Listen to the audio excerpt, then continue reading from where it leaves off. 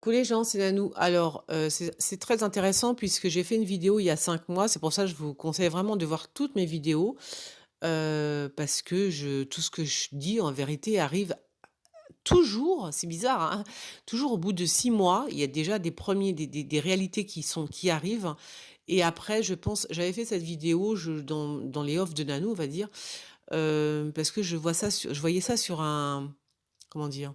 Sur un délai vachement plus long, quoi.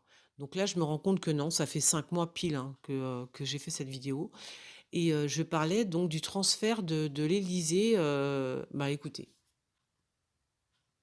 Alors, l'actualité de la semaine, donc ce que j'ai vu, c'est que Paris était de moins en moins sûr, que Paris était redevenu la capitale du crime en quelque sorte, que les élites commencent vraiment à avoir la trouille d'habiter à Paris et qu'en fait, ils décident d'aller un peu plus loin. Voilà, que le gouvernement, en définitif, décide de gouverner, mais alors, par exemple, euh, depuis le château de Versailles par exemple. Mais ça peut être l'Élysée qui est déménagé dans un autre bâtiment de la République. Mais, comme je vous dis, beaucoup plus loin, hein, en banlieue, enfin, banlieue chic, à la campagne. Voilà, un espèce de monument comme ça qui serait pour les présidents, pour les futurs présidents en quelque sorte, pour les mettre à l'abri tout simplement, parce qu'effectivement, Paris va redevenir un vrai coupe-gorge.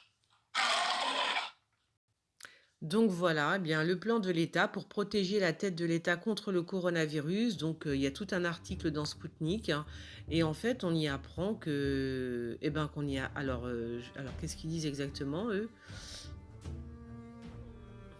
Que je dise, hein.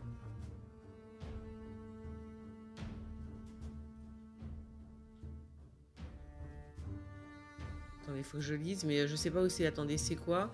Donc, donc le plan de l'État, le plan de l'Élysée pour protéger la tête de l'État contre le coronavirus, évacuation dans un lieu confiné. Donc, d'après le quotidien, en cas d'aggravation de la situation, l'Élysée, Matignon et chaque ministère mettraient en place un plan de continuité d'activité. Donc, Emmanuel Macron, Édouard Philippe et puis ses sbires, hein, de Matignon iraient donc, eh bien, voilà, au fort de Vincennes. Voilà, voilà, au fort de Vincennes, hein, avec les hommes, le matériel, les vivres nécessaires seraient alors transférés au fort de Vincennes. Vous voyez, donc, ben voilà, ben, merci Kitty, hein, pour l'info. Donc, j'avais dit ça il y a 5 mois, pile poil, et il semble que ce que j'ai vu il y a 5 mois arrive. Alors je dis pas que ça va arriver là tout de suite maintenant demain matin, mais pour moi c'est quelque chose qui est quand je l'ai dit dans ma vidéo les off de Nanou que je vais recommencer parce que par exemple ce soir j'ai tiré les cartes et il y a des soirs où enfin il y a des jours où t'as pas envie de mettre des vidéos sur YouTube parce que t'aimes pas la vidéo que t'as faite, parce que peut-être que t'as parlé de choses que voilà bon bref. Donc il y a plein de fois comme ça où j'ai tiré les cartes et où vous le savez, je mets pas les vidéos. Ou alors, encore pire, je les efface. Donc, ce que j'ai décidé de faire, c'est des off de Nanou. Donc, vous voyez que ce que j'ai vu est en train de se réaliser. Ça fait 5 mois pile, hein, quand même.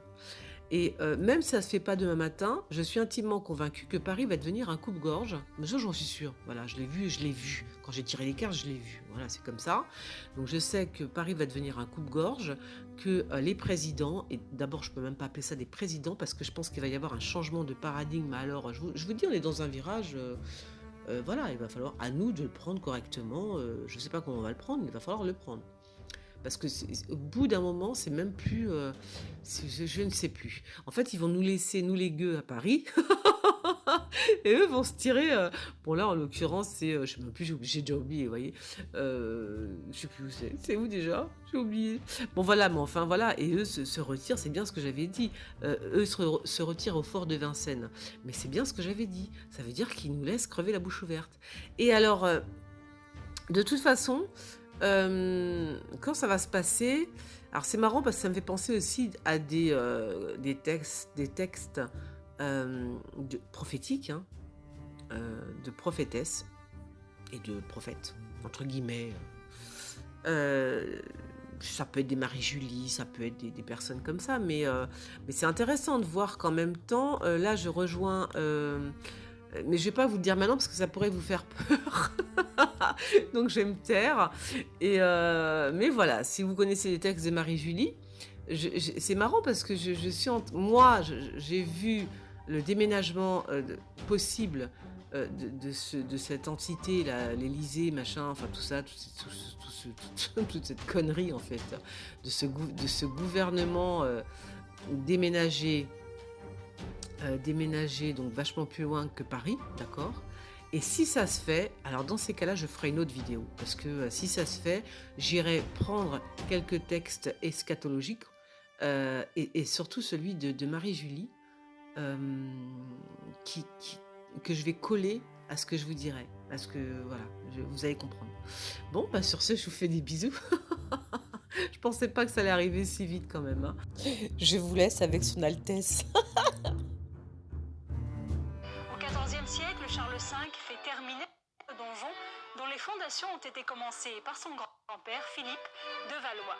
Le château de Vincennes devient alors, avec le Louvre, l'un des châteaux les plus importants de l'histoire de France. Je vais rejoindre Odile Bordaz, conservateur du patrimoine, qui va nous faire la visite du château. Nous arrivons sur la terrasse du Châtelet avec devant nous le donjon du XIVe siècle construit par Charles V. Et le Châtelet, puisque nous sommes sur cette terrasse du Châtelet, c'est à la fois un lieu pour surveiller, mais en même temps un lieu que le roi avait choisi pour gouverner et donc pour en faire le centre de cette capitale politique du royaume qu'était le château de Vincennes. C'est un roi vraiment fondamental dans l'histoire de France puisqu'on peut dire qu'il est à l'origine de l'État moderne. D'abord, pour Vincennes, c'est un roi évidemment d'une extrême importance puisque nous lui devons la construction du donjon. Par la suite, il va compléter son œuvre pour protéger l'ensemble du site de Vincennes parce que pour y installer une capitale politique, il faut également qu'il y ait des bâtiments réservés à toute la cour. Donc tout ce petit monde doit habiter sur place.